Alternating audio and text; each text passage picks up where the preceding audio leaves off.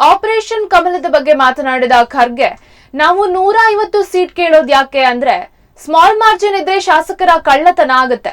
ಒಂದೆರಡು ಕಳ್ಳತನ ಆದ್ರೂನು ನಾವು ಸರ್ಕಾರ ಮಾಡಬಹುದು. ಕರ್ನಾಟಕ, ಮಧ್ಯಪ್ರದೇಶ, ಗೋವಾ, ಮಣಿಪುರ, ಉತ್ತರಾಖಂಡದಲ್ಲಿ ಕಳ್ಳತನದಿಂದ ಸರ್ಕಾರ ರಚನೆ ಆಗಿದೆ. ಆಮದು ಮಾಡಿಕೊಂಡ ಶಾಸಕರನ್ನ ಬಿಜೆಪಿ ವಾಷಿಂಗ್ ಮಷಿನ್ಗೆ ಹಾಕಿದ್ರೆ ಅವರು ಕ್ಲೀನ್ ಆಗ್ತಾರೆ. ಕಾಂಗ್ರೆಸ್ನಿಂದ ಬಂದವರು ಬೇರೆ ಕಡೆನೂ ಹೋಗ್ತಾರೆ ಅಂತ ಅವರು ಯಾಕೆ ಯೋಚನೆ ಮಾಡೋದಿಲ್ಲ ಎಂದರು. ನಾವು ಪ್ರಾರಂಭ ಮಾಡಬೇಕಾಗಿದೆ ಪ್ರಜಾಪ್ರಭುತ್ವ ಮತ್ತು ಸಂವಿಧಾನವನ್ನ ರಕ್ಷಣೆ ಮಾಡತಕ್ಕಂತ ಕೆಲಸ.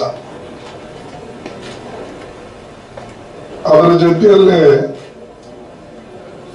ಸ್ಥಳೀಯ ಸರ್ಕಾರ, ಇದು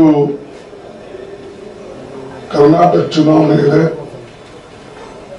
ಕರ್ನಾಟಕ ಚುನಾವಣೆಯಲ್ಲಿ